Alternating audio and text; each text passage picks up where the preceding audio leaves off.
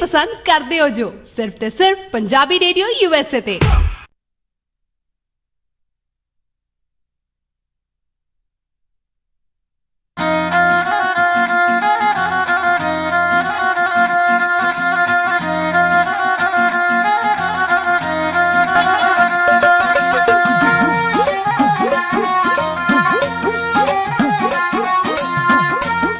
Punjabi radio USA ਸੁਣ ਰਹੇ ਸਾਰੇ ਹੀ ਮਾਣਯੋਗ ਅਤੇ ਸਤਿਕਾਰਤ ਸਰੋਤਿਆਂ ਨੂੰ ਬਹੁਤ ਹੀ ਪਿਆਰ ਸਤਿਕਾਰ ਸਹਿਤ ਦੋਨੋਂ ਹੱਥ ਜੋੜ ਕੇ ਨਿੱਘੀ ਜਿਹੀ ਸਤਿ ਸ੍ਰੀ ਅਕਾਲ। ਸਭ ਨੂੰ ਜੀ ਇਹਨੂੰ ਆਖਦੇ ਹਾਂ। ਸੋ ਤੇ ਪ੍ਰੋਗਰਾਮ ਖਬਰ ਤੇ ਨਜ਼ਰ ਦੇ ਵਿੱਚ ਆਪ ਸਭ ਦਾ ਨਿੱਘਾ ਸਵਾਗਤ ਹੈ। ਅੱਜ ਦੇ ਬੁੱਧਵਾਰ ਦੇ ਪ੍ਰੋਗਰਾਮ ਦੇ ਵਿੱਚ ਆਪਣੇ ਨਾਲ ਇਸ ਟਾਈਮ ਜੁੜ ਚੁੱਕੇ ਨੇ ਮਿੰਟੂ ਗੁਰੂਸਰੀਆ ਜੀ। ਮਿੰਟੂ ਜੀ, ਜੀ ਆਇਆਂ ਨੂੰ ਸਵਾਗਤ ਹੈ। ਸਤਿ ਸ੍ਰੀ ਅਕਾਲ।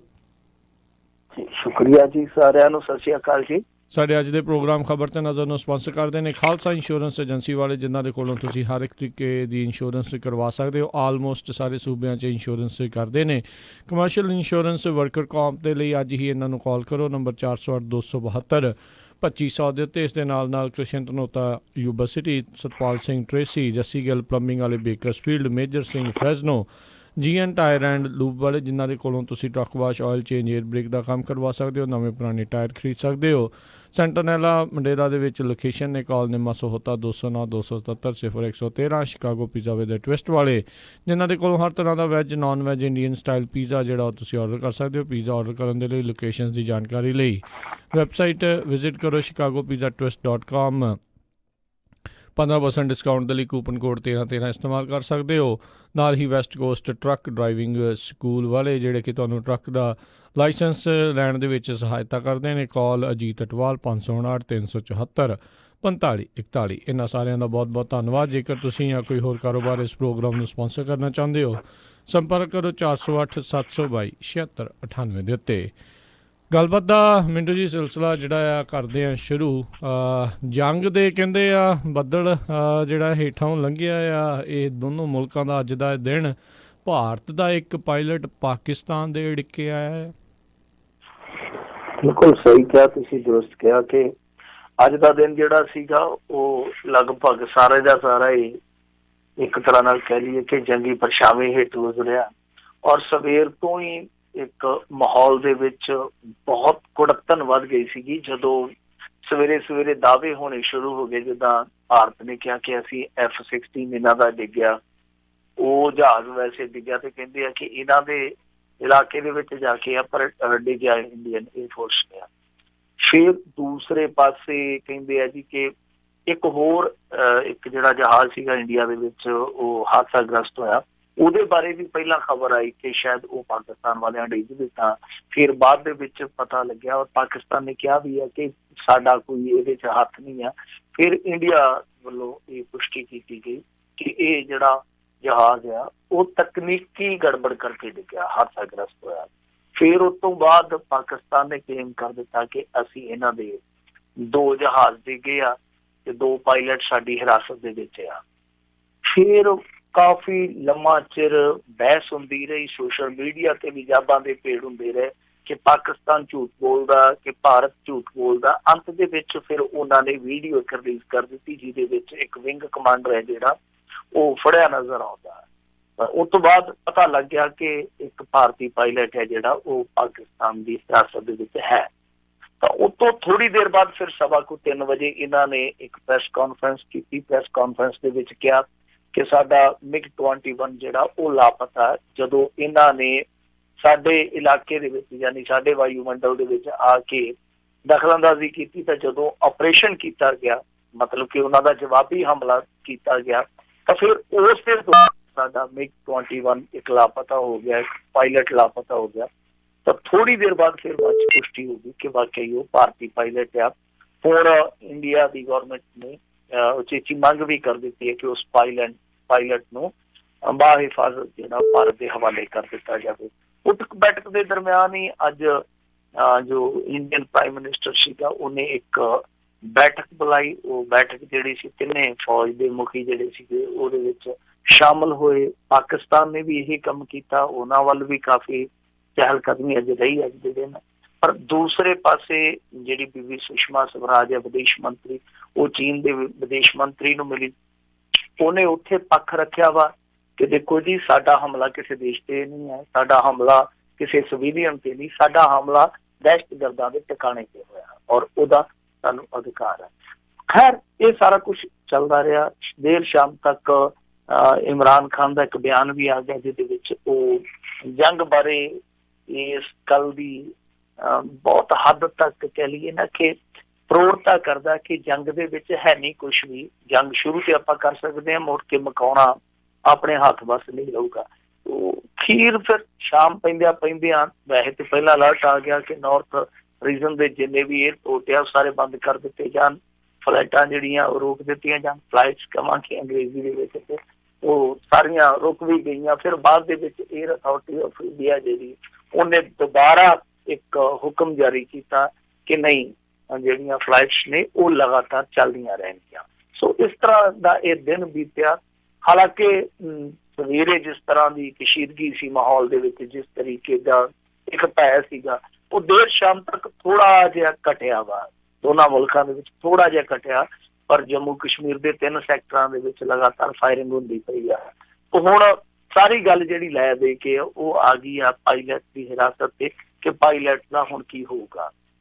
ਹਾਲਾਂਕਿ ਇੱਕ ਪ੍ਰੋਟੋਕਾਲ ਹੁੰਦਾ ਜਦੋਂ ਇਸ ਤਰ੍ਹਾਂ ਕੋਈ ਪਾਇਲਟ ਚਲਾ ਜਾਂਦਾ, ਕਿਉਂਕਿ ਜਨੇਵਾ ਯੁੱਧਬੰਦੀ ਐਕਟ ਹੈ ਜਿਹੜਾ, ਉਹਦੇ ਵਿੱਚ ਇਸ ਗੱਲ ਦਾ ਪ੍ਰਬੰਧ ਆ ਕਿ ਪਾਇਲਟ ਨੂੰ ਕੁਛ ਨਹੀਂ ਕਿਹਾ ਜਾ ਸਕਦਾ। ਵੈਸੇ ਯੁੱਧਬੰਦੀ ਨੂੰ ਵੀ ਕੁਛ ਨਹੀਂ ਕਿਹਾ ਜਾ ਸਕਦਾ। ਤੁਹਾਨੂੰ ਯਾਦ ਹੋਣਾ ਜਦੋਂ ਕਾਰਗਿਲ ਆਪਰੇਸ਼ਨ ਚੱਲਦਾ ਪਿਆ ਸੀਗਾ ਤਾਂ ਭਾਰਤੀ ਪਾਇਲਟ ਜਿਹੜਾ ਨਾਕੀਤੇਚ ਸ਼ਾਇਦ ਉਹਦਾ ਨਾਮ ਸੀਗਾ, ਉਹ ਉਧਰ ਚਲੇ ਗਿਆ ਸੀਗਾ, ਉਹ ਯੁੱਧਬੰਦੀ ਬਣਾ ਲਿਆ ਗਿਆ ਸੀਗਾ। ਤਾਂ ਬਾਅਦ ਦੇ ਵਿੱਚ ਉਹਨੂੰ ਰੈੱਡ ਕਰਾਸ ਦੇ ਹਵਾਲੇ ਕਰ ਦਿੱਤਾ ਗਿਆ ਸੀਗਾ, ਭਾਰਤ ਆ ਗਿਆ ਸੀਗਾ।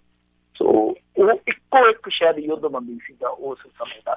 ਤਾਂ ਇਹ ਜਿਹੜਾ ਵਿੰਗ ਕਮਾਂਡਰ ਆ ਅਭਿਨੰਦਨ, ਉਹਦੀ ਬਾਅਦ ਦੇ ਵਿੱਚ ਵੀਡੀਓ ਵੀ ਆਈ। ਹਾਲਾਂਕਿ ਪਹਿਲਾਂ ਕੁਝ ਸਿਵਿਲੀਅਨਸ ਨੇ ਉਹਨੂੰ ਕੁੱਟਿਆ ਮਾਰਿਆ, ਉਹ ਇੱਕ ਵੀਡੀਓ ਵੱਖਰੇ ਤੌਰ ਤੇ ਵਾਇਰਲ ਹੋਈ ਆ, ਪਰ ਬਾਅਦ ਦੇ ਵਿੱਚ ਫੌਜ ਨੇ ਉਹਨੂੰ ਬਚਾਇਆ, ਮੌਤ ਤੋਂ ਵੀ ਬਚਾਇਆ।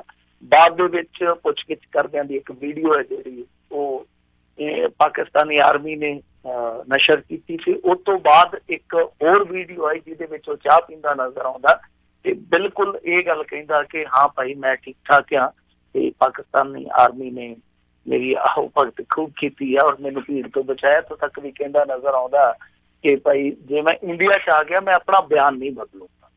ਸੋ ਉਹ ਵਿੰਗ ਕਮਾਂਡਰ ਹੈ ਜਿਹੜਾ, ਉਹ ਉੱਥੇ ਵੀਡੀਓ ਦੇ ਵਿੱਚ ਕਹਿੰਦਾ ਨਜ਼ਰ ਆਉਂਦਾ ਕਿ ਮੈਂ ਠੀਕ ਆ, ਬਿਲਕੁਲ ਕੁਸ਼ਲ ਮੰਗਲ ਹੈ ਤੇ ਪਾਕਿਸਤਾਨੀ ਆਰਮੀ ਦੀ ਹਿਰਾਸਤ ਦੇ ਵਿੱਚ ਆ, ਸਭ ਕੁਛ ਠੀਕ ਠਾਕ ਆ। ਸੋ ਹੁਣ ਇਹ ਦੇਖਣਾ ਦਿਲਚਸਪ ਹੋਏਗਾ ਕਿ ਉਹਦੀ ਹਵਾਲਗੀ ਕਦੋਂ ਹੁੰਦੀ ਹੈ। ਇੱਥੇ ਪੱਕਾ ਹੀ ਪਤਾ ਕਿਉਂਕਿ ਜੇ ਕੁਛ ਐਸਾ ਵੈਸਾ ਹੋਣਾ ਹੁੰਦਾ ਤੇ ਫਿਰ ਇਹਨਾਂ ਨੇ ਦੱਸਣਾ ਹੀ ਨਹੀਂ ਸੀ, ਪਾਕਿਸਤਾਨ ਵਾਲਿਆਂ ਨੇ ਮੰਨਣਾ ਹੀ ਨਹੀਂ ਸੀਗਾ। ਤਾਂ ਜਿਸ ਤਰੀਕੇ ਨਾਲ ਉਹਨਾਂ ਨੇ ਵੀਡੀਓ ਵਾਇਰਲ ਕੀਤੀ, ਜਿਸ ਤਰੀਕੇ ਨਾਲ ਖੁਦ ਉਹਨਾਂ ਨੇ ਪ੍ਰੈਸ ਕਾਨਫਰੰਸ ਕੀਤੀ, ਉਹਦਾ ਮਤਲਬ ਹੈ ਕਿ ਹਵਾਲਗੀ ਜਲਦੀ ਹੋ ਜਾਏ। तो कुछ लोग सवाल करते पे आ कि की होएगा।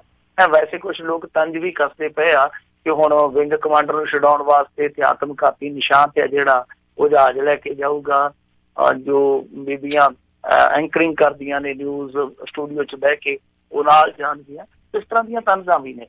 पर मेरे ख्याल दे नाल जल्दी हवालगी हो जाऊगी और शायद थोड़े दिन लगणगे, थोड़ा टाइम जरूर लगूगा। सो कुल मिला के अज दा दिन ते लंघ गया, पर हुण कल दी सवेर है जिहड़ी वो इस तरह लंघे और अमन अमान लैके कल दा सूरज आवे ते फिर मेरे ख्याल दे नाल ठीक है।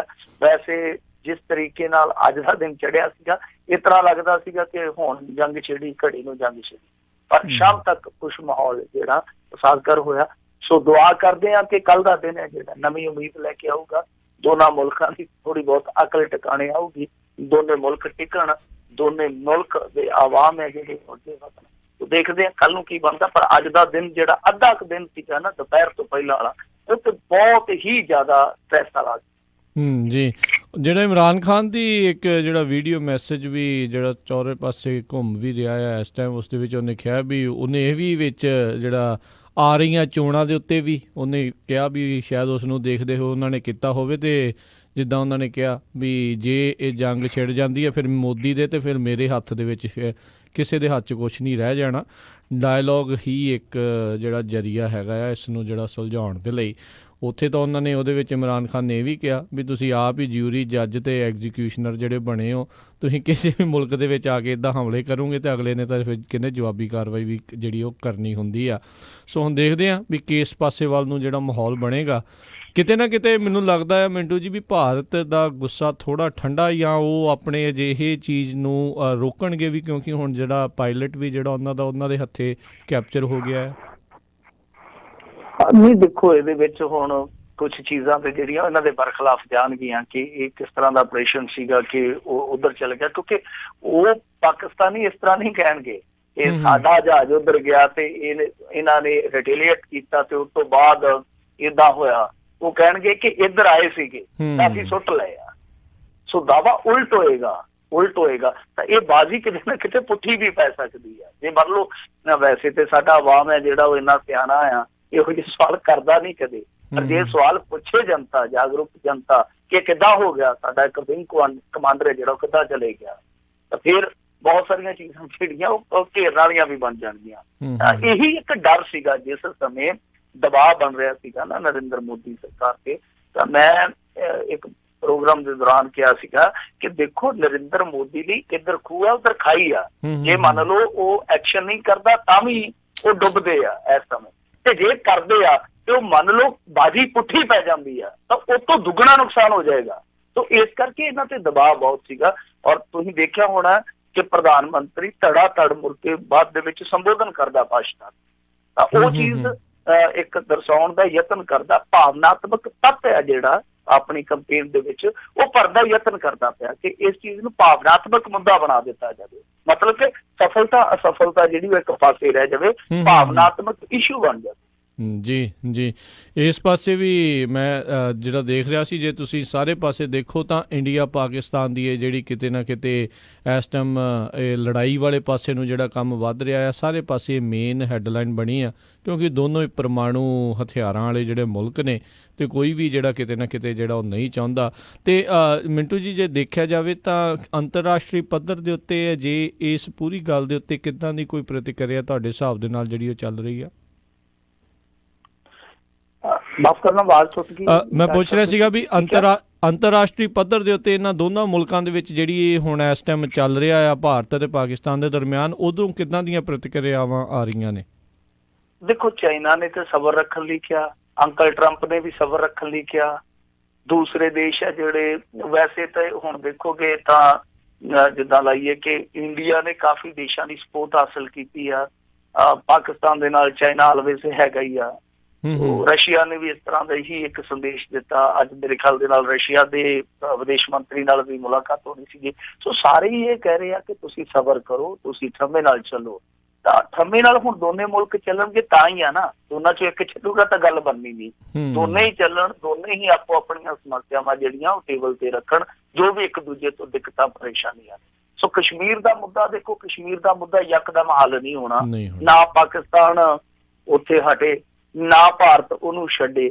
ਸੋ ਉਹ ਤੇ ਇਹ ਆ ਕਿ ਇੱਕ ਵਾਰੀ ਉਸ ਮੁੱਦੇ ਨੂੰ ਪਾਸੇ ਰੱਖ ਕੇ ਇੱਕ ਵਾਰੀ ਸ਼ਾਂਤੀ ਬਣਾਈ ਜਾਵੇ, ਇਸ ਖਿੱਤੇ ਦੇ ਵਿੱਚ ਸ਼ਾਂਤੀ ਅਮਨ ਬਣਾਇਆ ਜਾਵੇ, ਗੱਲਬਾਤ ਲਈ ਮਾਹੌਲ ਤਿਆਰ ਹੋਵੇ, ਫਿਰ ਉਸ ਤੋਂ ਬਾਅਦ ਹੀ ਅਗਲੀਆਂ ਗੱਲਾਂ ਹੁੰਦੀਆਂ। ਦੇਖੋ, ਕੌਮਾਂਤਰੀ ਕੂਟਨੀਤੀ ਦੇ ਵਿੱਚ ਤੁਹਾਨੂੰ ਪਤਾ ਹੀ ਅੱਜ ਕੱਲ੍ਹ ਸਾਰੀ ਗੇਮ ਜਿਹੜੀ ਉਹ ਮਫਾਦਾਂ ਦੀ ਆ।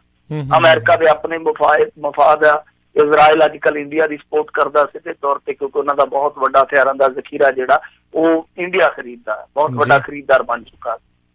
ਇਜ਼ਰਾਈਲ ਇੱਧਰ ਖਲੋਤਾ, ਚਾਈਨਾ ਉੱਧਰ ਖਲੋਤਾ, ਰਸ਼ੀਆ ਜਿਹੜਾ ਤੁਹਾਨੂੰ ਪਤਾ ਅੱਜ ਕੱਲ੍ਹ ਥੋੜਾ ਜਿਹਾ ਇੱਧਰ ਉੱਧਰ ਝੂਲ ਰਿਹਾ, ਕਿਸੇ ਸਮੇਂ ਉਹ ਇੰਡੀਆ ਦਾ ਬਹੁਤ ਵਧੀਆ ਮਿੱਤਰ ਸੀਗਾ। ਸੋ ਦੁਨੀਆ ਦੇ ਵਿੱਚ ਕੂਟਨੀਤੀ ਚ ਤੁਹਾਨੂੰ ਪਤਾ ਹੀ ਆ ਕਿ ਮਫਾਦ ਵੇਖੇ ਜਾਂਦੇ, ਮਫੀਦ ਮਫਾਦ ਵੇਖੇ ਜਾਂਦੇ ਆ। ਪਰ ਭਾਰਤ ਤੇ ਪਾਕਿਸਤਾਨ ਜਾਂ ਚਾਈਨਾ, ਇਹਨਾਂ ਤਿੰਨਾਂ ਨੂੰ ਆਪਣੀ ਇੱਕ ਸਾਂਝੀ, ਮੈਂ ਕਹੂੰਗਾ ਕਿ ਸਾਂਝੀ ਤਕਦੀਰ ਜ਼ਰੂਰ ਵੇਖਣੀ ਚਾਹੀਦੀ ਆ ਕਿ ਜੇ ਤਿੰਨੇ ਮੰਨ ਲਓ ਇਸ ਖਿੱਤੇ ਦੇ ਵਿੱਚ ਰਲ ਕੇ ਰਹਿੰਦੇ ਆ ਤਾਂ ਇਹ ਇੱਕ ਵੱਖਰੀ ਕਿਸਮ ਦੀ ਸ਼ਕਤੀ ਬਣ ਸਕਦੇ ਆ। ਔਰ ਦੂਜੀ ਚੀਜ਼ ਇਹ ਆ ਕਿ ਧੌਣ ਵੱਡ ਜਿਹੜੀ ਲੜਾਈ ਆ, ਜੇ ਤੁਸੀਂ ਦੇਖੋਗੇ ਹੁਣ ਅੱਜ ਦੀ ਤਰੀਕ ਦੇ ਵਿੱਚ ਜਾਪਾਨ ਤੇ ਅਮਰੀਕਾ, ਇਹ ਉਹ ਦੋ ਦੇਸ਼ ਆ ਜਿਹੜੇ ਸੈਕੰਡ ਵਰਲਡ ਵਾਰ ਦੇ ਵਿੱਚ ਆਮੋ ਸਾਹਮਣੇ ਸੀਗੇ, ਅੱਜ ਦੋਨੇ ਨੇੜੇ ਆ। ਫਿਰ ਸਾਊਥ ਕੋਰੀਆ, ਨਾਰਥ ਕੋਰੀਆ, ਉਹਨਾਂ ਦਾ ਕਿੱਡਾ ਸਿਰ ਵੱਢਵਾਂ ਵੈਰ ਸੀ, ਅੱਜ ਦੋਨੇ ਟੇਬਲ ਤੇ ਬੈਠੇ ਆ। ਈਸਟਰਨ ਜਰਮਨ, ਵੈਸਟਰਨ ਜਰਮਨ, ਉਹ ਤੇ ਤੁਹਾਨੂੰ ਪਤਾ ਹੀ ਆ ਕਿ ਇੱਕ ਮਿੱਕ ਹੋ ਗਏ। ਕਿੰਨੇ ਦੇਸ਼ ਹੈ ਇਸ ਤਰ੍ਹਾਂ ਦੇ, ਯੂਰਪੀ ਦੇਸ਼ ਜਿਹੜੇ ਸੀਗੇ ਉਹ ਅੱਡੋ ਅੱਡ ਸੀਗੇ, ਤੁਹਾਨੂੰ ਪਤਾ ਹੀ ਕਤਾਰਬੰਦੀ ਸੀਗੀ ਉੱਥੇ, ਅੱਜ ਉਹ ਯੂਰਪੀ ਯੂਨੀਅਨ ਬਣਾਈ ਬੈਠੇ ਆ।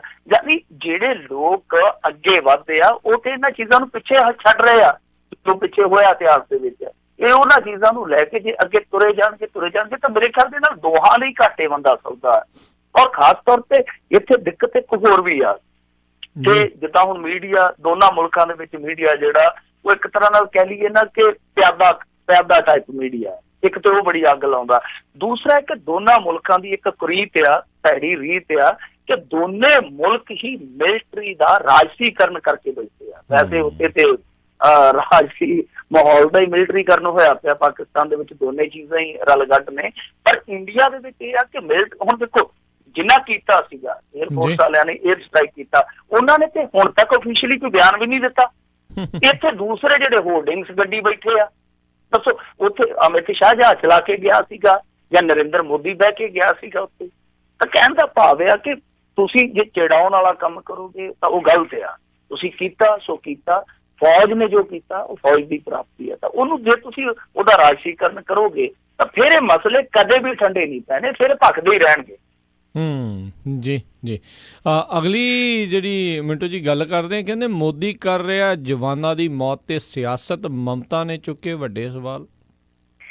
ਬਿਲਕੁਲ ਆ ਚੁੱਕਣੇ ਚਾਹੀਦੇ ਆ ਸਵਾਲ। ਔਰ ਮੈਂ ਕਹੂੰਗਾ ਕਿ ਮਮਤਾ ਬੈਨਰਜੀ ਹੈ ਜਿਹੜੀ ਉਹ ਇਹਨਾਂ ਲੀਡਰਾਂ ਦੇ ਵਿੱਚੋਂ ਠੀਕ ਆ। ਕੁਛ ਹੱਦ ਤੱਕ ਉਹਦੇ ਚ ਵੀ ਬਹੁਤ ਸਾਰੀਆਂ ਕਮਜ਼ੋਰੀਆਂ ਨੇ, ਉਹਦੀ ਆਲੋਚਨਾ ਹੋ ਸਕਦੀ ਆ, ਪਰ ਆਹ ਸਵਾਲ ਜਿਹੜੇ ਚੁੱਕਣੇ ਚਾਹੀਦੇ। ਮੈਂ ਜਿੱਦਾਂ ਕਿ ਗੱਲ ਕੀਤੀ ਆ, ਕਿਤੇ ਹੋਰਡਿੰਗਸ ਲਾਉਣੇ ਸ਼ੁਰੂ ਕਰ ਦਿੱਤੇ ਗਏ ਔਰ ਇਸ ਤਰ੍ਹਾਂ ਦਿਖਾਇਆ ਜਾ ਰਿਹਾ ਕਿ ਨਰਿੰਦਰ ਮੋਦੀ ਦੇ ਹੱਥਾਂ ਦੇ ਵਿੱਚ ਹੀ ਦੇਸ਼ ਸੁਰੱਖਿਅਤ ਆ। ਇਹਦਾ ਮਤਲਬ ਆ ਕਿ 10 ਸਾਲ ਮਨਮੋਹਨ ਸਿੰਘ ਹੈ ਜਿਹੜਾ ਉਹ ਰੱਬ ਆਸਰੇ ਹੀ ਦੇਸ਼ ਨੂੰ ਚਲਾ ਗਿਆ, ਜਾਂ ਜਿਹੜੇ ਦੂਸਰੇ ਪ੍ਰਧਾਨ ਮੰਤਰੀ ਸੀਗੇ ਉਹ ਐਵੇਂ ਬਸ ਚਲਾ ਗਏ, ਹਵਾ 'ਚ ਮੁਲਕ ਨੂੰ ਚਲਾ ਗਏ ਆ।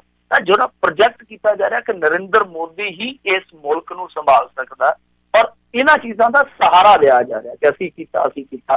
ਤਾਂ ਕਹਿਣ ਦਾ ਭਾਵ ਹੈ ਕਿ ਜੇ ਤੁਸੀਂ ਆਹ ਕੀਤਾ ਜਾਂ ਤੁਹਾਡੇ ਹੱਥਾਂ ਨਾਲ ਇਹ ਸਭ ਕੁਝ ਹੋਇਆ ਵਾ ਜਾਂ ਤੁਹਾਡੀ ਹਿੰਮਤ ਨਾਲ ਇਹ ਕੀਤਾ ਗਿਆ, ਤਾਂ ਮੈਂ ਹੈਰਾਨ ਆ ਕਿ ਫਿਰ ਤੁਸੀਂ ਜੋ ਨਾਕਾਮੀਆਂ ਨੇ, ਜੋ ਤੁਹਾਡੇ ਤੇ ਹਮਲਾ ਆਇਆ, ਉਹਦੀ ਜ਼ਿੰਮੇਵਾਰੀ ਕਿਉਂ ਨਹੀਂ ਉਠਦੇ? ਸਰਜੀਕਲ ਸਟ੍ਰਾਈਕ ਦੀ ਤੁਸੀਂ ਸਾਰੀ ਜਿਹੜੀ ਹੈਗੀ ਸੀ ਘਾਟ ਉਹ ਆਪਣੇ ਹੱਥਾਂ ਨਾਲ ਲੈ ਲਈ ਕਿ ਅਸੀਂ ਘਰ 'ਚ ਘੜੀ ਹੈ ਜੀ, ਸਾਰਾ ਕੁਛ ਸਾਡਾ ਹੋਇਆ, ਵੱਡੇ ਵੱਡੇ ਹੋਰਡਿੰਗਸ ਲਾ ਦਿੱਤੇ। ਫਿਰ ਜਦੋਂ ਉੜੀ ਦਾ ਹਮਲਾ ਹੋਇਆ ਪਹਿਲਾਂ, ਉਹਦੀ ਨਾਕਾਮੀ ਨਹੀਂ ਹੋਤੀ। ਹੁਣ ਵੀ ਇਹੋ ਗੱਲ ਹੈ ਕਿ ਤੁਸੀਂ ਕਹੀ ਜਾਂਦੇ ਹੋ ਕਿ ਅਸੀਂ ਆਹ ਕਰ ਦਿੱਤਾ, ਅਸੀਂ ਉਹ ਕਰ ਦਿੱਤਾ, ਰਾਜਸੀਕਰਨ ਪੂਰਾ ਕਰ ਰਹੇ ਹੋ, ਤਾਂ ਦੂਸਰੇ ਪਾਸੇ ਜੋ ਪੁਲਵਾਮਾ 'ਚ ਹਮਲਾ ਹੋਇਆ ਉਹਦੀ ਕੋਈ ਜ਼ਿੰਮੇਵਾਰੀ ਨਹੀਂ ਹੋ ਰਿਹਾ। ਸੋ ਸਵਾਲ ਹੋਣੇ ਚਾਹੀਦੇ ਆ ਕਿ ਦੇਖੋ ਕੁਛ ਵੀ ਆ, ਜੋ ਹੋਇਆ ਗਲਤ ਹੋਇਆ, ਪੁਲਵਾਮਾ 'ਚ ਹਮਲਾ ਹੋਇਆ ਬਹੁਤ ਗਲਤ ਹੋਇਆ। ਫਿਰ ਬਾਅਦ ਦੇ ਵਿੱਚ 에ਅਰਫੋਰਸ ਨੇ ਜੋ ਕੀਤਾ, ਉਹਨਾਂ ਨੂੰ ਜੋ ਲੱਗਿਆ ਠੀਕ ਉਹਨਾਂ ਨੇ ਕਰ ਦਿੱਤਾ, ਪਰ ਬਾਅਦ ਦੇ ਵਿੱਚ ਜੋ ਮਾਹੌਲ ਬਣਾਇਆ ਜਾ ਰਿਹਾ, ਮਾਹੌਲ ਖੜਾ ਕੀਤਾ ਜਾ ਰਿਹਾ, ਰਾਜਸੀ ਲਾਹਾ ਲਿਆ ਜਾ ਰਿਹਾ, ਇਹ ਮੈਂ ਸਮਝਦਾ ਕਿ ਬਹੁਤ ਗਲਤ ਚੱਲਣ ਆ। ਜੀ ਜੀ। ਪਰ ਗੱਲ ਇਹ ਆ ਨਾ ਵੀ ਇੱਥੇ ਇਮੋਸ਼ਨ ਦੇ ਨਾਲ ਜੁੜੀ ਸਿਆਸਤ ਆ ਤੇ ਇਹਨਾਂ ਚੀਜ਼ਾਂ ਦੇ ਨਾਲ ਸਿਆਸਤ ਜਿਹੜੀ ਫਿਰ ਸੋਹਣੀ ਜਿਹੜੀ ਉਹ ਚੱਲਦੀ ਆ। ਅਗਲੀ ਮਿੰਟੂ ਜੀ ਗੱਲ ਕਰਦੇ, ਕਹਿੰਦੇ ਪਾਕਿਸਤਾਨ ਨੂੰ ਜਾਂਦਾ ਪਾਣੀ ਰੋਕਣ ਲਈ ਪੰਜਾਬ ਨੇ ਕੇਂਦਰ ਤੋਂ 412 ਕਰੋੜ ਰੁਪਏ ਮੰਗੇ ਆ। ਇਹ ਹੁਣ ਮੇਰੇ ਖਿਆਲ ਦੇ ਨਾਲ ਆਪਣਾ ਲੱਸੀ ਪਾਣੀ ਭਾਲਦੇ ਆ ਕਿਸੇ ਤਰੀਕੇ ਨਾਲ, ਸਾਨੂੰ ਉਧਰੋਂ ਥੋੜੇ ਜਿਹੇ ਪੈਸੇ ਮਿਲ ਜਾਂਦੇ ਜਿਹੜਾ ਬਿਲਕੁਲ। ਹੁਣ ਅਸੀਂ ਵੀ ਤੰਦੂਰ ਤਪਿਆ ਵੀ 4 ਫੁਲਕੇ ਅਸੀਂ ਵੀ ਲਾ ਲਈਏ। 400 ਕਰੋੜ ਰੁਪਈਆ ਹੀ ਮੰਗਿਆ ਇਹਨਾਂ ਨੇ, 100 ਕਰੋੜ ਦਾ ਇੱਕ ਫੁਲਕਾ ਹੋ ਸਕਦਾ। 412 ਕਰੋੜ ਰੁਪਈਆ ਮੰਗਿਆ ਨੇ ਇਹਨਾਂ ਨੇ। ਅੱਜ ਤ੍ਰਿਪਤ ਸਿੰਘ ਬਾਜਵਾ ਤੇ ਜਿਹੜੇ ਆਪਣੇ ਸਰਕਾਰੀਆ ਸਾਹਿਬ ਆ, ਸੁਖਵਿੰਦਰ ਸਿੰਘ ਸਰਕਾਰੀਆ ਮਿਲੇ ਆ, ਇਹਨਾਂ ਨੇ ਕਿਹਾ ਕਿ ਜਲਦੀ ਭਾਈ ਸਾਨੂੰ 412 ਕਰੋੜ ਰੁਪਈਆ ਦਿਓ, ਪਾਕਿਸਤਾਨ ਨੂੰ ਜਾਂਦਾ ਪਾਣੀ ਆਪਾਂ ਜਿਹੜਾ ਉਹ ਰੋਕ ਦੇਣਾ। ਫਿਰ ਇਹਨਾਂ ਨੇ ਕਿਹਾ ਕਿ 1 ਲੱਖ ਕਿੱਲਾ ਜਿਹੜਾ ਉਹ ਅਸੀਂ ਇਸ ਪਾਣੀ ਨਾਲ ਸਿੰਜਿਆ ਕਰਾਂਗੇ, ਮਾਝੇ ਦਾ ਸਾਰਾ ਇਹਨਾਂ ਨੇ ਦੱਸਿਆ, ਤੇ ਉਹਦੇ ਵਾਸਤੇ ਸਾਨੂੰ ਨਹਿਰ ਬਣਾਉਣੀ ਪੈਣੀ ਆ, ਤੇ ਉਹ ਨਹਿਰ ਜਿਹੜੀ ਆ ਤੁਹਾਨੂੰ ਪਤਾ ਹੁਣ ਠੀਕਰੀਆਂ ਨਾਲ ਥੋੜੀ ਬਣਨੀ ਆ, ਪੈਸੇ ਦਿਓ। ਉਹਨਾਂ ਨੇ ਆਖਿਆ ਕਿ ਚਲੋ ਕੋਈ ਗੱਲ ਨਹੀਂ, ਕਰਦੇ ਆ ਵਿਚਾਰ। ਫਿਰ ਇਸ ਤੋਂ ਇਲਾਵਾ ਇਹਨਾਂ ਨੇ ਇੱਕ ਮੇਰੇ ਖਿਆਲ ਦੇ ਨਾਲ ਐਕਸਪ੍ਰੈਸ ਹਾਈਵੇ ਜਿਹੜਾ ਅੰਮ੍ਰਿਤਸਰ ਤੋਂ ਫਤਿਹਗੜ੍ਹ ਚੂੜੀਆਂ ਡੇਰਾ ਬਾਬਾ ਨਾਨਕ ਤੇ ਇਹਨੂੰ ਕਲਾਨੌਰ ਰਾਹੀਂ ਕੱਢਣ ਦੀ ਬੇਨਤੀ ਕੀਤੀ ਆ। ਉਹ ਕਹਿੰਦੇ ਆ ਕਿ ਠੀਕ ਹੈ ਅਸੀਂ ਦੇਖ ਲੈਂਦੇ, ਜੋ ਤਜਵੀਜ਼ ਆ, ਜੋ ਰਿਪੋਰਟ ਆ, ਉਹ ਕਲਾਤਮਕ ਵੇਖ ਲੈਂਦੇ ਕਿ ਕਿੰਨਾ ਕੁ ਵਾਧਾ ਘਾਟਾ ਹੋਊਗਾ। ਖੈਰ 412 ਕਰੋੜ ਰੁਪਈਆ ਇਹਨਾਂ ਨੇ ਮੰਗਿਆ, ਹੁਣ ਵੇਖੋ ਦਿੰਦੇ ਆ ਜਾਂ ਨਹੀਂ ਦਿੰਦੇ ਆ।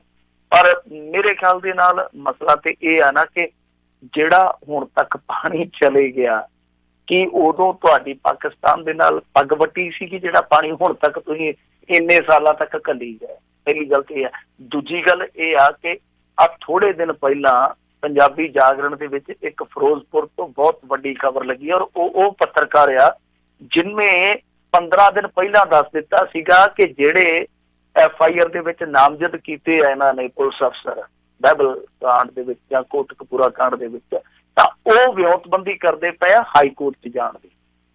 ਉਦੋਂ ਉਹਨਾਂ ਦਾ ਸਟੇ ਨਹੀਂ ਸੀ ਹੋਇਆ। ਉਸ ਪੱਤਰਕਾਰ ਨੇ 15 ਦਿਨ ਪਹਿਲਾਂ ਉਦੋਂ ਰਿਪੋਰਟ ਸ਼ਾਇਰ ਕਰ ਦਿੱਤੀ ਸੀ। ਹੁਣ ਕਹਿੰਦੇ ਆ ਕਿ ਦੇਖੋ ਇਹ ਜਿਹੜਾ ਪਾਣੀ ਆ ਇਹ ਰਾਜਸਥਾਨ ਦੇ ਮਾਰੂਥਲ ਨੂੰ ਸਿੰਜੂਗਾ। ਹੁਣ ਪਹਿਲੀ ਗੱਲ ਤੇ ਇਹ ਸਾਫ਼ ਹੋਣੀ ਚਾਹੀਦੀ ਆ ਕਿ ਸਾਡੇ ਪੰਜਾਬ ਦਾ ਪਾਣੀ ਜਿਹੜਾ ਕਿ ਪਾਕਿਸਤਾਨ ਨੂੰ ਵਾਫਰ ਜਾਂਦਾ, ਉਹਦਾ ਹਿੱਸੇ ਦਾ ਨਹੀਂ ਹੈ।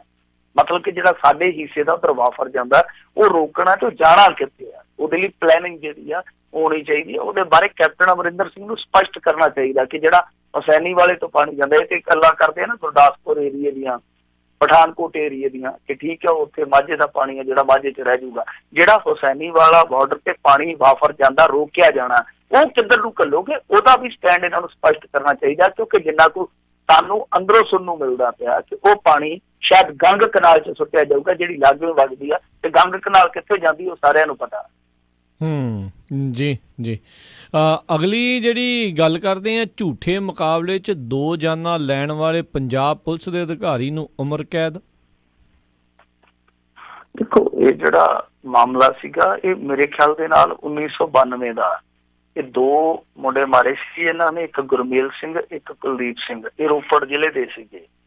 ਤਾਂ ਉਸ ਤੋਂ ਬਾਅਦ ਇਹ ਮਾਮਲਾ ਚੱਲਿਆ, ਹੁਣ ਚੱਲਦਾ CBI ਇਨਕੁਆਇਰੀ ਚੋਂ ਗੁਜ਼ਰਦਾ ਹੋਇਆ CBI ਕੋਰਟ ਤੱਕ ਚਲੇ ਗਿਆ, ਜਿਹਦੇ ਵਿੱਚ ਇੱਕ ਸੇਵਾ ਮੁਕਤ ਅਧਿਕਾਰੀ ਹਰਜਿੰਦਰਪਾਲ ਸਿੰਘ ਆ, ਇਹਨੂੰ ਉਮਰ ਕੈਦ ਦੀ ਸਜ਼ਾ ਸੁਣਾਈ ਗਈ ਆ। ਤਾਂ ਉਸ ਸਮੇਂ ਦਾ ਜਿਹੜਾ ਥਾਣਾ ਸਦਰ ਦਾ SHO ਸੀਗਾ ਇਹ ਹਰਜਿੰਦਰਪਾਲ ਸੀਗਾ। ਇਸ ਤੋਂ ਇਲਾਵਾ ਅਦਾਲਤ ਨੇ DSP ਅਵਤਾਰ ਸਿੰਘ ਤੇ ਬਚਨ ਦਾਸ ਨੂੰ ਵੀ ਦੋਸ਼ੀ ਕਰਾਰ ਦਿੱਤਾ, ਕਿਉਂਕਿ ਦੋਵਾਂ ਨੇ ਰਿਕਾਰਡ ਦੇ ਵਿੱਚ ਹੇਰ-ਫੇਰ ਕੀਤੀ ਸੀ। ਦੋਵਾਂ ਨੂੰ 2-2 ਸਾਲ ਦੀ ਸਜ਼ਾ ਸੁਣਾਈ ਆ। ਤਾਂ ਖੈਰ 1992 ਦਾ ਮਾਮਲਾ ਦੇਖ ਲਓ ਕਿ ਹੁਣ ਕਦੋਂ ਆ ਕੇ ਨੇਪਰੇ ਚੜਿਆ। ਖੈਰ ਇਨਸਾਫ ਮਿਲਿਆ, ਚਾਹੇ ਬਹੁਤ ਦੇਰ ਨਾਲ ਮਿਲਿਆ ਸੀ। ਪਰ ਇੱਕ ਚੀਜ਼ ਤੁਸੀਂ ਦੇਖੋ ਇਸ ਮਾਮਲੇ ਦੇ ਵਿੱਚ ਵੀ ਕਿ ਜਦੋਂ ਨੂੰ ਸਜ਼ਾ ਮਿਲੀ ਆ, ਉਦੋਂ ਨੂੰ ਜਿਹੜਾ ਦੋਸ਼ੀ ਆ ਹਰਜਿੰਦਰਪਾਲ ਸਿੰਘ ਜਿਹਨੇ 2 ਘਰ ਉਜਾੜੇ ਆ, ਉਦੋਂ ਤੱਕ ਉਹ ਸੇਵਾ ਮੁਕਤ ਹੋ ਚੁੱਕਿਆ। ਭਾਵੇਂ ਆ ਕਿ ਜੁਰਮ ਕਰਨ ਤੋਂ ਬਾਅਦ, ਇੰਨਾ ਵੱਡਾ ਕਹਿਰ ਗੁਜ਼ਾਰਨ ਤੋਂ ਬਾਅਦ ਫਿਰ ਉਹ ਸਰਕਾਰੀ ਸੀਟ ਤੇ ਬੈਠਾ ਰਿਹਾ ਤੇ ਜਿਨ੍ਹਾਂ ਲੋਕਾਂ ਨੂੰ ਉਹਨੇ ਮਾਰਿਆ ਉਹਨਾਂ ਲੋਕਾਂ ਦੇ ਪੈਸੇ ਤੇ ਐਸ਼ੋ ਇਸ਼ਰਤ ਕਰਦਾ ਰਿਹਾ। ਤਾਂ ਕਹਿਣ ਦਾ ਭਾਵ ਇਹ ਆ ਕਿ ਐਸਾ ਨਹੀਂ ਹੋਣਾ ਚਾਹੀਦਾ। ਜਿੱਦਾਂ ਹੁਣ ਆ ਮੌਜੂਦਾ ਸਮੇਂ ਦੇ ਵਿੱਚ ਆਪਾਂ ਦੇਖੀਏ, ਸਾਡੇ ਜਿਹੜੇ ਸਮਕਾਲੀ ਆ ਹੁਣ ਜਿਹੜਾ ਫੜਿਆ ਹੋਇਆ ਇਹਨਾਂ ਨੇ ਉਮਰਾ ਨੰਗਲ, ਇਹਦੇ ਤੇ ਵੀ ਇਸੇ ਕਿਸਮ ਦਾ ਦੋਸ਼ ਲੱਗਦਾ ਕਿ ਗੁਰਨਾਮ ਸਿੰਘ ਬੰਡਾਲਾ ਦੇ ਨਾਮ ਤੇ ਇਹਨੇ ਸੁਖਪਾਲ ਸਿੰਘ ਨਾਂ ਦਾ ਇੱਕ ਮੁੰਡਾ ਚੱਕ ਕੇ ਮਾਰਿਆ ਸੀਗਾ। ਹੁਣ ਤੇ ਇਸ ਮਾਮਲੇ ਨੂੰ ਜਦੋਂ ਉਹ ਬੰਦਾ ਇੱਕ ਹੋਰ ਬਹੁਤ ਸੰਗੀਨ ਜੁਰਮ ਦੇ ਵਿੱਚ ਫੜਿਆ ਹੋਇਆ, ਉਦੋਂ ਕੋਈ ਉਸ ਮਾਮਲੇ ਨੂੰ ਉਧੇੜਦਾ ਨਹੀਂ ਪਿਆ। ਤਾਂ ਕਮਾਲ ਦੀ ਗੱਲ ਆ ਕਿ ਸਾਡਾ ਮੀਡੀਆ ਵੀ ਇਸ ਮਾਮਲੇ ਦੇ ਵਿੱਚ ਬਹੁਤਾ ਵਧੀਆ ਰੋਲ ਨਹੀਂ ਅਦਾ ਕਰਦਾ। ਕੁਝ ਮੀਡੀਆ ਦੇ ਹਿੱਸੇ ਨੂੰ ਛੱਡ ਕੇ ਕੋਈ ਦਬਾਅ ਨਹੀਂ ਬਣਾਇਆ ਜਾ ਰਿਹਾ। ਤਾਂ ਦੂਸਰੇ ਪਾਸੇ ਵਿਰੋਧੀ ਧਿਰ ਵੀ ਇਹਨਾਂ ਮੁੱਦਿਆਂ ਤੇ ਖਾਮੋਸ਼ ਆ। ਤਾਂ ਜਦੋਂ ਹੁਣ ਮੰਨ ਲਓ ਕੱਲ ਨੂੰ ਰਿਟਾਇਰ ਹੋ ਜਾਂਦਾ, ਇਸ ਕੇਸ ਚੋਂ ਵੀ ਬਰੀ ਹੋ ਜਾਂਦਾ, ਫਿਰ ਉਸ ਤੋਂ ਬਾਅਦ ਜੇ ਉਹਨੂੰ ਮੰਨ ਲਓ 10 ਸਾਲ ਪਛੜ ਕੇ 20 ਸਾਲ ਪਛੜ ਕੇ ਸਜ਼ਾ ਵੀ ਹੁੰਦੀ ਹੈ ਤਾਂ ਫਾਇਦਾ ਕੀ ਆ, ਕਿਉਂਕਿ ਉਦੋਂ ਤੱਕ ਉਹ ਸਰਵਿਸ ਤੇ ਕਰ ਜਾਂਦਾ। ਕਹਿਣ ਦਾ ਭਾਵ ਇਹ ਆ ਕਿ ਇਹ ਮਾਮਲੇ ਜਿਹੜੇ ਆ ਬਹੁਤ ਜਲਦੀ ਨਿਪਟਣੇ ਚਾਹੀਦੇ ਆ, ਔਰ ਖਾਸ ਤੌਰ ਤੇ ਉਦੋਂ ਜਦੋਂ ਕੋਈ ਸਰਵਿਸ ਦੇ ਦੌਰਾਨ ਇਸ ਤਰ੍ਹਾਂ ਦਾ ਕੰਮ ਕਰਦਾ, ਉਹਨੂੰ ਸਰਵਿਸ ਤੋਂ ਨਾਲ ਦੀ ਨਾਲ ਦੂਰ ਕਰ ਦੇਣਾ ਚਾਹੀਦਾ ਹੈ ਜਦੋਂ ਇਸ ਤਰ੍ਹਾਂ ਦਾ ਸੰਗੀਨ ਦੋਸ਼ ਉਹਦੇ ਤੇ ਚਾਰਜ ਦੇ ਰੂਪ ਦੇ ਵਿੱਚ ਫਰੇਮ ਹੁੰਦਾ। ਤਾਂ ਇਹੀ ਇੱਕ ਸਾਡੀ ਜੁਡੀਸ਼ਰੀ ਦੀ ਕਮੀ ਆ। ਜੁਡੀਸ਼ਰੀ ਦੀ ਕਮੀ ਆਪਣੀ ਥਾਂ ਤੇ ਆ। ਪੁਲਿਸ ਜਿਹੜੀ ਆ ਉਹ ਵੀ ਇੰਨੀ ਬੇਈਮਾਨ ਆ ਕਿ ਆਪਣੇ ਇਸ ਤਰ੍ਹਾਂ ਦੇ ਬੁੱਚੜ ਬੰਦਿਆਂ ਨੂੰ ਉਹ ਬਚਾਉਣ ਦੇ ਵਿੱਚ ਲੱਗ ਜਾਂਦੀ। ਜੀ ਪੁਲਿਸ ਦੀ ਗੱਲ ਕਰਦੇ ਜਾਈਏ, ਸਾਬਕਾ ਪੁਲਿਸ ਮੁਖੀ ਸੈਣੀ ਦੀ ਕੈਪਟਨ ਨੂੰ ਚੁਣੌਤੀ ਰੱਦ। ਦੇਖੋ ਇਹ ਮਾਮਲਾ ਉਹੀ ਸੀਗਾ ਜੋ ਕਲੋਜ਼ਰ ਰਿਪੋਰਟ ਨੂੰ ਇਹਨੇ ਚੁਣੌਤੀ ਦਿੱਤੀ ਸੀਗੀ ਅਦਾਲਤ ਦੇ ਵਿੱਚ। ਤਾਂ ਅਦਾਲਤ ਨੇ ਇਹਦੀ ਪਟੀਸ਼ਨ ਰੱਦ ਕਰ ਦਿੱਤੀ ਆ, ਔਰ ਇਹਦੇ ਨਾਲ ਮੇਰੇ ਖਿਆਲ ਦੇ ਨਾਲ ਦੇਖੋ ਇੱਕ ਚੀਜ਼ ਜਿਹੜੀ ਆ ਉਹ ਫਾਇਦੇਮੰਦੀ ਹੋਊਗੀ ਕਿ ਜਿੱਦਾਂ ਆਪਾਂ ਸਮਝਦੇ ਸੀਗੇ ਕਿ ਇੱਕ ਦਬਾਅ ਬਣਿਆ ਹੋਊਗਾ, ਇੱਕ ਸਰਕਾਰ ਦਾ ਦਬਾਅ ਜਿਹੜਾ ਸੁਮੇਧ ਸੈਣੀ ਤੇ ਆ, ਜਿੱਦਾਂ ਉਹਦਾ ਇੱਕ ਦਬਾਅ ਸ਼ਾਇਦ ਸੁਮੇਧ ਸੈਣੀ ਨੇ ਸਰਕਾਰ ਤੇ ਬਣਾਉਣ ਵਾਸਤੇ ਉਹ ਪਟੀਸ਼ਨ ਪਾ ਦਿੱਤੀ ਕਿ ਦੇਖੋ ਜੀ ਕਲੋਜ਼ਰ ਰਿਪੋਰਟ ਜਿਹੜੀ ਆ ਉਹ ਰੱਦ ਕਰ ਦਿਓ, ਮੈਨੂੰ ਵੀ ਪਾਰਟੀ ਬਣਾਓ, ਮੇਰਾ ਵੀ ਪੱਖ ਸੁਣੋ, ਕਿਉਂਕਿ ਮੇਰੇ ਕੋਲ ਲੋੜੀਂਦੇ ਸਬੂਤ ਹੈ, ਕਿਉਂਕਿ ਉਸ ਸਮੇਂ ਮੈਂ ਵਿਜੀਲੈਂਸ ਦਾ ਚੀਫ ਸੀਗਾ। ਤਾਂ ਹੁਣ ਜੇ ਇਹ ਰੱਦ ਹੋ ਜਾਂਦੀ ਹੈ, ਇਹਨਾਂ ਦੀ ਪਟੀਸ਼ਨ ਜਿੱਦਾਂ ਹੋ ਗਈ ਆ, ਤੇ ਜੇ ਰੱਦ ਹੋ ਜਾਂਦੀ ਤੇ ਇਹਦਾ ਭਾਵ ਇਹ ਆ ਕਿ ਹੁਣ ਉਹ ਜਿਹੜੀ ਪ੍ਰੈਸ਼ਰ ਗੇਮ ਚੱਲਦੀ ਪਈ ਸੀਗੀ ਉਹ ਗੇਮ ਸਰਕਾਰ ਔਰ ਸੈਣੀ ਦੇ ਦਰਮਿਆਨ ਖਤਮ ਹੋ ਗਈ ਆ। ਇਹਦਾ ਮਤਲਬ ਜੇ ਸਰਕਾਰ ਚਾਹੇ ਤਾਂ ਸੈਣੀ ਦੇ ਦੁਆਲੇ ਉਹ ਤਕੰਜਾ ਕੱਸ ਸਕਦੀ ਹੈ। ਤਾਂ ਹੁਣ ਇਹ ਦੇਖਣਾ ਜ਼ਰੂਰੀ ਹੋਊਗਾ ਕਿ ਕਦੋਂ ਤੱਕ ਇਹ ਮਾਮਲਾ ਜਿਹੜਾ ਉਹਦੇ ਲਮਕਦਾ, ਕਿਉਂਕਿ ਉਹਦੇ ਕੋਲ ਰਾਹਤ ਆ ਮੇਰੇ ਖਿਆਲ ਦੇ ਨਾਲ 21 ਮਈ ਤੱਕ। ਜੇ ਉਹਨੂੰ ਗ੍ਰਿਫਤਾਰ ਕਰਨਾ ਤੇ ਸਰਕਾਰ ਨੂੰ ਜਾਂ SIT ਨੂੰ ਘੱਟੋ ਘੱਟ 10 ਦਿਨ ਪਹਿਲਾਂ ਦਾ ਨੋਟਿਸ ਦੇਣਾ ਪਊਗਾ। ਤਾਂ ਜਦੋਂ ਨੋਟਿਸ ਗਿਆ ਫਿਰ ਸਮਝ ਲਓ ਕਿ ਕਾਰਵਾਈ ਸ਼ੁਰੂ ਹੋ ਗਈ। ਸਿੱਧੀ ਗ੍ਰਿਫਤਾਰੀ ਸੈਣੀ ਦੀ ਨਹੀਂ ਹੋ ਸਕਦੀ ਕਿਉਂਕਿ ਹਾਈ ਕੋਰਟ ਨੇ ਰੋਕ ਲਾਈ ਆ। ਤੇ ਜੇ ਹਾਈ ਕੋਰਟ ਨੇ ਰੋਕ ਲਾਈ ਆ, ਇਹ ਸੁਪਰੀਮ ਕੋਰਟ ਚ ਕਿਉਂ ਨਹੀਂ ਗਏ ਉਸ ਰੋਕ ਦੇ ਖਿਲਾਫ, ਇਹ ਵੀ ਇੱਕ ਬਹੁਤ ਵੱਡਾ ਸਵਾਲ ਆ। ਜੀ ਜੀ। ਤੇ ਮਿੰਟੂ ਜੀ, ਜਿਹੜਾ ਸਿੱਟ ਦੇ ਸਾਹਮਣੇ ਪੇਸ਼ ਹੋਇਆ ਸੀ, ਕੋਈ ਗੱਲਾਂ ਆਈਆਂ ਸਾਹਮਣੇ, ਕੀ ਗੱਲ ਹੋਈ ਆ ਉੱਥੇ? ਨਹੀਂ ਤਾਂ ਝੱਟ ਆ ਜਾਂਦੀਆਂ ਹੁੰਦੀਆਂ ਪਹਿਲੋਂ ਗੱਲਾਂ। ਨਹੀਂ, ਉਹ ਗੱਲਾਂ ਤਾਂ ਦੇਖੋ ਤਕਰੀਬਨ ਇਹਨੇ ਉਹੀ ਕਹੀਆਂ ਨੇ ਜਿਹੜੀਆਂ ਨੇ ਮੀਡੀਆ ਦੇ ਵਿੱਚ ਕਹੀਆਂ। ਮੈਂ ਤੁਹਾਨੂੰ ਪਹਿਲਾਂ ਹੀ ਦੱਸ ਦਿੱਤਾ ਸੀਗਾ ਕਿ ਜਿਹੜੀਆਂ 2-3 ਇੰਟਰਵਿਊ ਦੇ ਕੇ ਗਿਆ ਸੁਮੇਧ ਸੈਣੀ, ਉਹਦਾ ਤੇ ਮੀਡੀਆ ਨੂੰ ਨੇੜੇ ਨਹੀਂ ਲੱਗਣ ਦਿੰਦਾ, ਤਾਂ ਇਹ ਸਾਰਾ ਕੁਝ ਸਾਫ਼ ਕਰਕੇ ਗਿਆ ਸੀਗਾ। ਤਕਰੀਬਨ ਉਹ ਜਵਾਬ ਜਿਹੜੇ ਉਹ ਮੀਡੀਆ 'ਚ ਪਹਿਲਾਂ ਹੀ ਦੇ ਗਿਆ ਸੀਗਾ, ਜਿਹੜੇ ਜਵਾਬ ਇਹਨੇ ਉੱਥੇ SIT ਨੂੰ ਦਿੱਤੇ, ਕਿਉਂਕਿ ਉੱਥੇ ਇਹਨਾਂ ਨੂੰ ਕਿਹੜਾ ਘੋਟਾ ਲੱਗਣਾ ਹੁੰਦਾ, ਮੂੰਹ ਜ਼ਬਾਨੀ ਸਵਾਲ ਜਵਾਬ ਹੋਣੇ, ਕੁਐਸਚਨਿੰਗ ਏਦਾਂ ਹੀ ਹੁੰਦੀ ਆ। ਤਾਂ ਇਹਨਾਂ ਨੇ ਪਹਿਲਾਂ ਹੀ ਪਤਾ ਹੁੰਦਾ ਕਿਉਂਕਿ ਏਡਾ ਹੰਢਿਆ ਅਫਸਰ ਹੈ ਜਿਹੜਾ, ਉਹ ਕੋਈ ਅਣਜਾਣ ਥੋੜੀ ਆ। ਤਾਂ ਇਹ ਬਹੁਤ ਚਲਾਕ ਆ। ਇਹਨੇ ਸਾਰੀ ਸੋਚ ਜਿੰਨੀ ਕੁ ਮੈਂ ਪੜ੍ਹੀ ਸੁਣੀ ਆ ਮੀਡੀਆ ਦੇ ਵਿੱਚੋਂ ਜਾਂ ਆਫ ਦੀ ਰਿਕਾਰਡ ਗੱਲ, ਇਹਦੇ ਤੋਂ ਇੱਕ ਤਾਂ ਗੱਲ ਇਹ ਪੁੱਛੀ ਗਈ ਸੀਗੀ ਕਿ ਉਮਰਾ ਨੰਗਲ ਨੂੰ ਤੂੰ ਘੱਲਿਆ ਸੀ ਉੱਥੇ? ਇਹਨੇ ਆਖਿਆ ਹਾਂ ਉਮਰਾ ਨੰਗਲ ਨੂੰ ਮੈਂ ਘੱਲਿਆ ਸੀਗਾ। ਦੂਜੀ ਗੱਲ ਇਹਦੇ ਤੋਂ ਪੁੱਛੀ ਗਈ ਸੀਗੀ ਕਿ ਉਦੋਂ ਪ੍ਰਕਾਸ਼ ਸਿੰਘ ਬਾਦਲ ਨਾਲ ਗੱਲਬਾਤ ਕਰਦਾ ਸੀ? ਇਹਨੇ ਕਿਹਾ ਹਾਂ ਕਰਦਾ ਸੀ। ਜੇ DGP ਮੁੱਖ ਮੰਤਰੀ ਨਾਲ ਗੱਲ ਕਰੂਗਾ ਤਾਂ ਹੋਰ ਕੌਣ ਕਰੂਗਾ? ਫਿਰ ਇਹਨੇ ਆਖਿਆ ਸੀਗਾ ਕਿ ਦੇਖੋ ਮੈਜਿਸਟ੍ਰੇਟ ਦੀ ਪਰਮਿਸ਼ਨ ਨਾਲ ਉੱਥੇ ਗੋਲੀ ਚਲਾਈ ਗਈ ਆ ਕੋਟਕਪੂਰੇ ਦੇ ਵਿੱਚ, ਔਰ ਇੱਕ ਨਹੀਂ ਉੱਥੇ 6 ਮੈਜਿਸਟ੍ਰੇਟ ਮੌਜੂਦ ਸਨ। ਸੋ ਇਸ ਤਰ੍ਹਾਂ ਦੀ ਦੱਸਦੇ ਕੁਐਸਚਨਿੰਗ ਹੋਈ ਆ ਤੇ ਇਸ ਤਰ੍ਹਾਂ ਦੇ ਨੇ ਖੁੱਲੇ ਜਵਾਬ ਦਿੱਤੇ ਆ। ਹੁਣ ਦੇਖੋ ਜਵਾਬ ਇਹ ਦਿਆ ਆ, ਜੇ ਇਹਨਾਂ ਜਵਾਬਾਂ ਦੇ ਉਲਟ ਸਬੂਤ ਉਹ ਇਕੱਠੇ ਕਰ ਲੈਂਦੇ ਆ, ਤੱਤ ਇਕੱਠੇ ਕਰ ਲੈਂਦੇ ਆ, ਭਾਵ ਜਿੱਦਾਂ ਹੁਣ 6 ਮੈਜਿਸਟ੍ਰੇਟਾਂ ਦੇ ਨਾਂ ਲੈਣ ਡਿਆ, ਤਾਂ ਜੇ ਮੈਜਿਸਟ੍ਰੇਟ ਮੁੱਕਰ ਜਾਂਦੇ ਆ, ਇਹ ਕਹਿ ਦਿੰਦੇ ਆ ਕਿ ਦੇਖੋ ਜੀ ਅਸੀਂ ਉੱਥੇ ਕੋਈ ਆਰਡਰ ਨਹੀਂ ਦਿੱਤਾ, ਇਹਨਾਂ ਨੇ ਗੋਲੀ ਚਲਾ ਕੇ ਤੇ ਮੁੜ ਕੇ ਸਾਥੋਂ ਜ਼ਬਰਦਸਤੀ ਸਾਈਨ ਕਰਵਾਏ ਆ, ਫਿਰ ਬਾਜੀ ਪੁੱਲ ਸਕਦੀ। ਇਹ ਮੇਰੀ ਇੱਕ ਮੈਂ ਕਹੂੰ ਹਾਈਪੋਥੈਟੀਕਲ ਗੱਲ ਕਰਦਾ ਪਿਆ, ਇੱਕ ਮੇਰੀ ਉਹ ਵੈਸੇ ਪ੍ਰੈਡਿਕਸ਼ਨ ਆ ਕਿ ਜੇ ਮੰਨ ਲਓ ਉਹ ਮੈਜਿਸਟ੍ਰੇਟ ਜਿਹੜੇ ਆ ਉਲਟ ਹੋ ਜਾਂਦੇ ਆ, ਯਾਨੀ ਉਹ ਜਵਾਬ ਦੇ ਕੇ ਆਇਆ ਤਾਂ ਉਹ ਉਲਟ ਇਹਦੇ ਤੋਂ ਤੱਥ ਇਕੱਠੇ ਕਰ ਲੈਂਦੇ ਆ, ਉਦੋਂ ਫਿਰ ਸੁਮੇਧ ਸੈਣੀ ਦੀ ਗ੍ਰਿਫਤਾਰੀ ਦਾ ਰਸਤਾ ਖੁੱਲ ਜਾਊਗਾ। ਜੀ ਜੀ ਜੀ। ਅਗਲੀ ਜਿਹੜੀ ਗੱਲ ਕਰੀਏ, ਕਹਿੰਦੇ ਪੰਜਾਬ ਰਹਿੰਦੇ ਕਸ਼ਮੀਰੀਆਂ ਦੀ ਸੁਰੱਖਿਆ ਦੇ ਲਈ ਨੋਡਲ ਅਫਸਰ ਨਿਯੁਕਤ। ਹਾਂ ਦੇਖੋ, ਕਿਉਂਕਿ ਸੁਪਰੀਮ ਕੋਰਟ ਨੇ ਆ ਪਿੱਛੇ ਜੇ ਹਦਾਇਤਾਂ ਦਿੱਤੀਆਂ ਸੀਗੀਆਂ ਕਿ ਨੋਡਲ ਅਫਸਰ ਸਾਰੇ ਨਿਯੁਕਤ ਕਰੋ, ਹੁਣ ਪੰਜਾਬ ਦੇ ਵਿੱਚ ਵੀ ਨਿਯੁਕਤ ਕੀਤੇ ਜਾ ਰਹੇ ਆ। ਔਰ ਪਤਾ ਨਹੀਂ, ਮੈਨੂੰ ਹੁਣ ਇੰਨੀ ਇਹਦੇ ਬਾਰੇ ਜਾਣਕਾਰੀ ਨਹੀਂ ਹੈ ਕਿ ਉਹ ਜ਼ਿਲ੍ਹਾ ਪੱਧਰ ਤੇ ਹੋਣਗੇ, ਤਹਿਸੀਲ ਪੱਧਰ ਤੇ ਹੋਣਗੇ, ਕਿਸ ਤਰ੍ਹਾਂ ਹੋਣਗੇ, ਪਰ ਇੱਕ ਹੈਲਪਲਾਈਨ ਜਿਹੜੀ ਆ ਉਹ ਜ਼ਰੂਰ ਇਹਨਾਂ ਨੇ 181 ਨੰਬਰ ਤੇ ਉਹ ਕਰ ਦਿੱਤੀ ਹੈ ਕਾਇਮ। ਇਹ ਹੈਲਪਲਾਈਨ ਵੈਸੇ ਡਾਇਵਰਟ ਕੀਤੀ ਗਈ ਮੇਰੇ ਖਿਆਲ ਦੇ ਨਾਲ, ਪਹਿਲਾਂ ਇਹ NRIs ਲਈ ਹੁੰਦੀ ਸੀਗੀ 181, ਹੁਣ ਇਹਨਾਂ ਵਾਸਤੇ ਡਾਇਵਰਟ ਕੀਤੀ ਗਈ ਆ। ਤਾਂ ਕੋਈ ਵੀ ਸਟੂਡੈਂਟ ਹੈ ਜਿਹੜਾ ਕਸ਼ਮੀਰੀ ਸਟੂਡੈਂਟ, ਜੇ ਉਹਦੇ ਤੇ ਕੋਈ ਤਸ਼ੱਦਦ ਹੁੰਦਾ ਜਾਂ ਉਹਨੂੰ ਕੋਈ ਥ੍ਰੈਟ ਕਰਦਾ ਤਾਂ ਉਹ 181 ਹੈਲਪਲਾਈਨ ਨੰਬਰ ਤੇ ਫੋਨ ਕਰ ਸਕਦਾ। ਜਾਂ ਇਸ ਤੋਂ ਇਲਾਵਾ ਇੱਕ ਨੰਬਰ ਵੀ ਦਿੱਤਾ ਗਿਆ 76961 8118, ਮਤਲਬ ਜੇ ਆਪਾਂ ਕਹੀਏ 7696181181। ਇਹਦੇ ਤੇ SMS ਵੀ ਕੀਤਾ ਜਾ ਸਕਦਾ, WhatsApp ਵੀ ਕੀਤਾ ਜਾ ਸਕਦਾ। ਪਰ ਜਿਹੜੀ ਗੱਲ ਹੈ ਉਹ ਤੇ ਇਹ ਆ ਕਿ ਦੇਖੋ ਹੁਣ ਤੇ ਜਿੰਨੇ ਵੀ ਮੰਨ ਲਓ ਕਸ਼ਮੀਰੀ ਸਟੂਡੈਂਟ ਇੱਥੇ ਸੀਗੇ ਉਹ ਚਲੇ ਗਏ ਹੋਣੇ ਆ, ਥੋੜੇ ਬੱਚੇ, ਕਿਉਂਕਿ ਮਾਹੌਲ ਏਦਾਂ ਦਾ ਬਣ ਗਿਆ ਸੀ ਜਾਂ ਤੇ ਤੱਤ ਫੱਟ ਉਦੋਂ ਇਸ ਤਰ੍ਹਾਂ ਦੀ ਵਿਵਸਥਾ ਕੀਤੀ ਜਾਂਦੀ।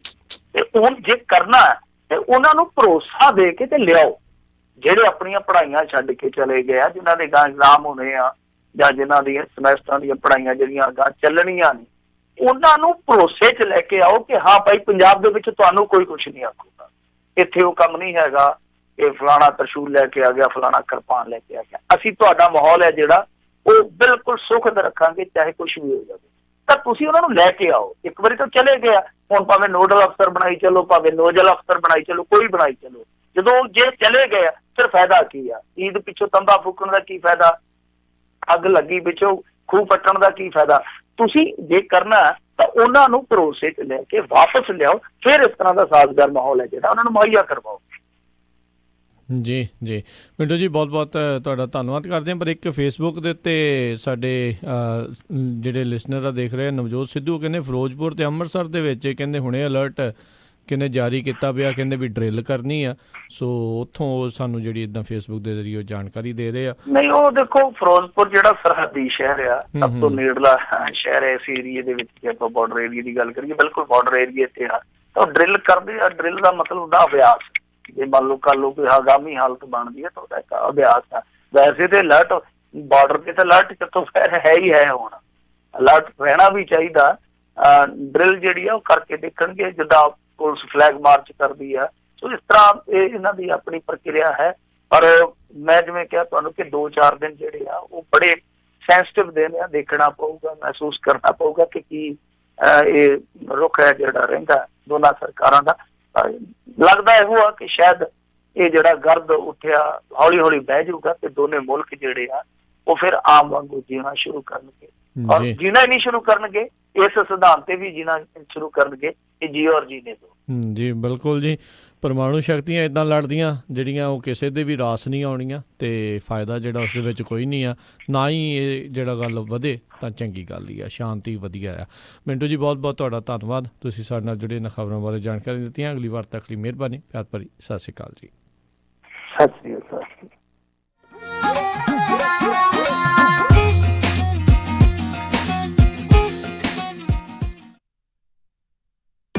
ਤੁਸੀਂ ਸੁਣ ਰਹੇ ਹੋ KOBO Yuba City 1450 AM, KIID Sacramento 1470 AM, KWRU Fresno 1300 AM, KLHC Bakersfield 1350 AM. Manjinder